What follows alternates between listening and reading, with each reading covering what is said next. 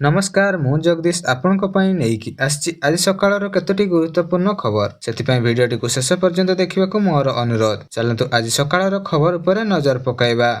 आजिर प्रथम खबर सरकार डाक्तरखाना रे बढ़िला रोगी को खाद्य खर्च। रोगी को पुष्टिकर और स्वस्थ खाद्य देवा लक्ष्य रे सरकार डाक्तरखाना रे रोगी खाद्य खर्च वृद्धि कर जाइछि। एने राज्य सरकार स्वास्थ्य और परिवार कल्याण विभाग पक्षर सूचना दिया जाइथा बेले एही क्रम रे इंडोर वार्डर रोगी को खर्च वृद्धि कराइछि। पूर्वरु शଯ୍ୟା पिछा 110 टंका थिबा बेले एबे सरकार एहाको 127 टंका को निर्धारित करछन्ती।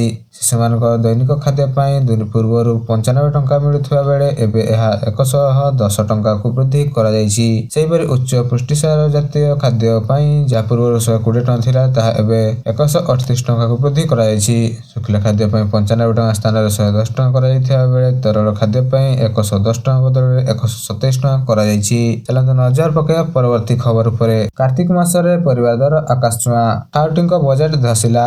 कार्तिक मास रे आरंभ रे भुवनेश्वर और कटक परिवार दर दिन को दिन बढ़ुतबा बेले धार्मिक मास रे सादा खाइबा परंपरा थिबारु परिवार चाहिदा बढ़ी चलछि। गत सप्ताह पूर्व जो परिवार 40 रु 60 टका मिलुଥିଲା एबे ताहा 20 रु 30 टका बढ़ी जाइछि। भुवनेश्वर 1 नंबर हाट रे पटल किलो 70 टंका, कंकड़ 80, भेंडी 80, बैगण 70, कलरा 70, सारू 80 रे बिक्री होते बेले फूलकोबी 3 को 100 और कंदमूल किलो प्रति 80 टंका होइछि। ग्राहक कहउछन्ती जे कोनसी परिवार हाथ मारी होने दर एबे बढ़िछि जे बैग फुल हो नाही किंतु टंका सब खर्च हो जाउछि। व्यवसायी मान एही वृद्धिर कारण भाबरे वर्षार प्रभाव और चाहिदा बढ़िबाको देखाइछन्ती। चलंत नजर पकाया परवर्ती खबर उपरे। आसंता 3 वर्ष रे 45,000 शिक्षक नियुक्ति। एबे ठिका शिक्षक नियुक्ति हेबनी बोली सूचना देले मुख्यमंत्री मोहन चरण माझी। राज्य रे एणिकी ठिका शिक्षक नियुक्ति हेबो नाही। आसंता 3 वर्ष रे 45,000 नुआ शिक्षक नियुक्ति हेबे बोली घोषणा करछन्ती मुख्यमंत्री मोहन चरण माझी। चलित वर्ष 15,000 शिक्षक नियुक्ति पाइबे जेतेबेले 20,000 शिक्षक पूर्व नियुक्ति होई सारिछन्ती। श्री सदाशिव परिसर रे आयोजित राष्ट्रीय शिक्षा नीति 2020 आलोचना कार्यक्रम रे मुख्यमंत्री कहिछन्ती जे प्राथमिक शिक्षा विभाग थारु गुणवत्ता शिक्षा देई मात्र छात्र छात्री आगको बढ़ी परिबे। एबे राज्य रे प्राथमिक शिक्षा क्षेत्र बदलिबो एवं से पूर्वतन सरकार को इंगित करी कहिथिले जे पूर्व शिक्षा विभाग को प्राधान्य दिया जाउ नथिला। तबे सरकार 31 कोटी टंका व्यय करी आदर्श विद्यालय को प्रतिष्ठा करबा को प्रस्तुत होतबा बेले कार्यक्रम रे डॉक्टर अतुल कठरी और डॉक्टर पंकज मिसल और प्रोफेसर प्रभाकर कुमार महापात्र मध्ये शिक्षा नीति उपरे मतामत दैथिले। चलंत नजर पकाया परवर्ती खबर उपरे। वर्षा पर आछि असंभाला शीत। मौसमी वायु प्रत्याहार आरंभ होइथिया बेले अक्टोबर रु डिसेंबर जाय ला निना परिस्थिति रहियो बोली पाणीपाग विशेषज्ञ कहिसेंती। एहा देशर कड़ा शीत सह जड़ित जहा ओडिशार लंबा और सामान्य अधिक ठंडा आनी परिवार सूचना आछि। रिपोर्ट अनुसार शीत अत्यधिक कड़ा हबो बोली कहि हबो नाही किंतु सामान्य ठंडा रहिबो एवं ला निना प्रशांत महासागर रे जल तापमात्रा कम रहे, हिमपात अधिक हुए और पश्चिम झड़ शक्तिशाली हुए। एही समय रे तापमात्रा सबुठारो कम रहिबो।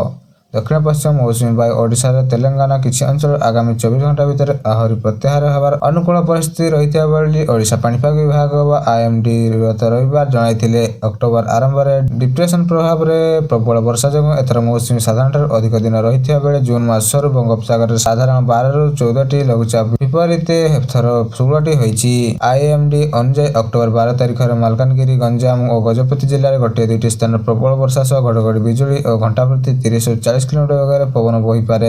अक्टोबर 14 रे नवरंगपुर, कलाहांडी, कोरापुट, मालकानगिरी, रायगड़ा, गजपति और गंजाम जिल्ला रे एही पाणीपाग रहिबार सूचना आस्थिया बेले एहा परे प्रबल वर्षा सतर्कता नाही। अक्टोबर 15 जाए राज्यर विभिन्न स्थान रे राति तापमात्रा साधारण 1.6 रु 3 डिग्री सेल्सियस अधिक रही पारे। अक्टोबर 16 रु 22 तारिख जाए देशर अधिकांश स्थान रे रातिर तापमात्रा साधारण किंबा सामान्य कमी रहिबो। पाणीपाग विशेषज्ञ कहिसेंती जे उत्तर पश्चिम ठंडा पवन प्रभावित शक्तिशाली होइथिबारु ओडिशा रे शीत लंबा और अधिक होबार संभावना रहिछि। एहा कृषि और दैनंदिन जीवन रे प्रभाव मध्ये पकाई पारे। चलंत नजर पकाया परवर्ती खबर उपरे। दीपावली पूर्वरु सरकारी कर्मचारी पई बोनस और डीए वृद्धि आशा। केंद्र सरकार कर्मचारी बोनस और महंगा भत्ता डीए वृद्धि पाई पारे। यूपी सरकार कर्मचारी मध्य आशा बढ़िया बेले जगी सरकार जेकोसी समय दीपावली बोनस घोषणा करि पारंती। सरकार एथर सर्वाधिक 7,000 बोनस देई पारंती बोली आशा करा जिथिबा बेले जहा फल राज्य राजकोष उपरे प्राय 1,022 कोटी बड़ बोझ पड़िबो। प्राय 15 लाख कर्मचारी एथर लाभवान हेबे एवं एहा सहित सरकार डीए 3% वृद्धि सहित 55% रु 58% करि पारंती जहा 1 जुलाई 2025 रु कार्यकारी हेबो। पूर्व डीए वृद्धि 1 जनवरी 2025 रु लागू होइथिला एवं केंद्र सरकार पूर्व 3% डीए वृद्धि करी 58% करछि। ଏହି ସହିତ ଯୋଗୀ ସରକାର ମଧ୍ୟ ସମାନ ବୃଦ୍ଧି କରିଛି। ତେବେ ଦୀପାବଳି ପୂର୍ବରୁ ରାଜ୍ୟ କର୍ମଚାରୀଙ୍କ ପାଇଁ ଏହି ଦୁଇଟି ଖୁସି ଖବର ମିଳିପାରେ। ଚାଲନ୍ତୁ ନଜର ପକାଇବା ପରବର୍ତ୍ତୀ ଖବର ଉପରେ। ଛାତ୍ରଛାତ୍ରୀଙ୍କ ପାଇଁ ଖୁସି ଖବର। ମୁଖ୍ୟମନ୍ତ୍ରୀ ମେଧାବୀ ଛାତ୍ର ପ୍ରୋତ୍ସାହନ ଯୋଜନା ଆବେଦନ ଅବଧି ବଢ଼ାଇଛି। ମେଧାବୀ ବୃଦ୍ଧି ବ୍ୟାସକବି ଫକୀରମୋହନଙ୍କ ଭାଷାବୃତ୍ତି ଆବେଦନ ଅବଧି ବୃଦ୍ଧି ମଧ୍ୟ ଘଟିଛି। ଅନ୍ୟପକ୍ଷରେ ଗୋପବନ୍ଧୁ ଶିକ୍ଷା ସହାୟକ ଯୋଜନା ଅବଧି ବୃଦ୍ଧି କରାଯାଇଥିବା ଏସବୁ ଆବେଦନ ଅବଧି ଅକ୍ଟୋବର 24 ଯାଏଁ ତାରିଖ ବୃଦ୍ଧି କରିଛି ସରକାର। ଚାଲନ୍ତୁ ନଜର ପକାଇବା ପରବର୍ତ୍ତୀ ଖବର ଉପରେ। ଓଡ଼ିଶା ସରକାରଙ୍କ ରାଜସ୍ୱ ଓ ବିପର୍ଯ୍ୟୟ ପରିଚାଳନା ବିଭାଗ ଅଂଶ ପ୍ଲଟ ପଞ୍ଜୀକରଣକୁ ସହଜ ଓ ସ୍ୱଚ୍ଛ କରିବା ପାଇଁ ନୂଆ ମାନକ ପ୍ରକ୍ରିୟା SOP ଜାରି କରାଯାଇଛି। ଏହା ପୂର୍ବ ନିୟମଗୁଡ଼ିକୁ ବାତିଲ କରି ଏକରୂପତା ଓ ଜନସାଧାରଣଙ୍କ ସୁବିଧା ପାଇଁ କାମ କରିବ। ରାଜସ୍ୱ ମନ୍ତ୍ରୀ ସୁରେଶ ପୂଜାରୀ ନିର୍ଦ୍ଦେଶରେ ଏହି SOP ଜାରି ହୋଇଛି ଏବଂ ଅନେକ ପଞ୍ଜୀକରଣ ଅଧିକାରୀଙ୍କୁ ନିୟମ ଓ ପ୍ରତିକ୍ରିୟା ବିଷୟରେ ପୂର୍ଣ୍ଣ ଜ୍ଞାନ ନଥାଏ। ଏହାର କିଛି ନୂଆ ନିୟମ ଜାରି କରାଯାଇଛି ଯାହା ଗ୍ରାମାଞ୍ଚଳରେ ଜଳାଶୟ କିଷାନ ପ୍ଲଟ ବ୍ୟତୀତ ଅଂଶ ପ୍ଲଟ ପଞ୍ଜୀକରଣର କୌଣସି ସର୍ତ୍ତ ନାହିଁ। ଜଳାଶୟ ପ୍ଲଟ ପୁରା ହସ୍ତାନ୍ତର ହେବ ଏବଂ 500 ବର୍ଗ ମିଟରରୁ ଅଧିକ ବିଭାଜନ ହେବ ନାହିଁ। ଏହା ସହିତ କୃଷି ପ୍ଲେଟରେ କୃଷି କିଷାନ ପ୍ଲେଟ ବିଭାଜନ ହେବ ଯଦି ଫର୍ମ ଡିରେ କୃଷି ବ୍ୟବହାରର ଘୋଷଣା ଦିଆଯାଏ। ଏହା ସହିତ ସହରାଞ୍ଚଳରେ ଓଡ଼ିଶାର ବିକାଶ ପ୍ରୋତ୍ସାହନ କର ଓ ସହର ଯୋଜନା ଆଇନ ଅନୁଯାୟୀ ବିଭାଜନ କିମ୍ବା ପରିବାରର ବିଭାଜନରେ 500 ବର୍ଗ ମିଟରରୁ କମ୍ ଓ ସହ ମାଲିକାନା ବିଭାଜନ ଛାଡ଼ ରହିବ। ଏହା ସହିତ ପୂର୍ବ ପ୍ଲଟ 2025 ଓଡ଼ିଶା ବିକାଶ ନିୟମ ପୂର୍ବରୁ 50 ବର୍ଗ ମିଟରରୁ କମ୍ ପ୍ଲଟ ବିଭାଜନ ଅନୁମତି ମିଳିଥିବା ବେଳେ ପଞ୍ଜୀକରଣ ଅଧିକାରୀଙ୍କ ମାନଚିତ୍ର ଓ ସୀମା ଘୋଷଣା ଯାଞ୍ଚ କରି ନିୟମ ପାଳନ କରିବେ। ଏହି SOP ତୁରନ୍ତ ଲାଗୁ ହୋଇଛି ବୋଲି ସୂଚନା ଆସିଛି। ଚାଲନ୍ତୁ ନଜର ପକାଇବା ପରବର୍ତ୍ତୀ ଖବର ଉପରେ। ପାକିସ୍ତାନରେ ବୀଭତ୍ସ ହତ୍ୟାକାଣ୍ଡ। 280 ମୃତ୍ୟୁ ହୋଇଥିବା ବେଳେ 1900 ଆହତ।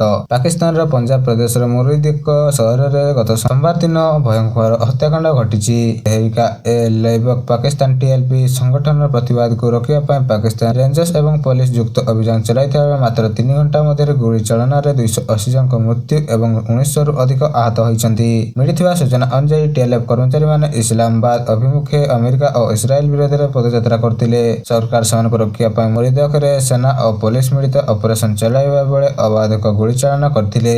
ଏହି ଘଟଣା ପରେ TLF ମୁଖ୍ୟ ମୌଲାନା ସାଦ ହୁସେନ ରିଜଭୀ ଓ ଅନ୍ୟ ନେତାମାନଙ୍କୁ ପୋଲିସ ଗିରଫ କରିବା ସହ ଏହି ହତ୍ୟାକାଣ୍ଡକୁ ନେଇ ସମଗ୍ର ପାକିସ୍ତାନରେ ତୀବ୍ର ଅସନ୍ତୋଷ ସୃଷ୍ଟି ହୋଇଛି। ଚାଲନ୍ତୁ ନଜର ପକାଇବା ପରବର୍ତ୍ତୀ ଖବର ଉପରେ।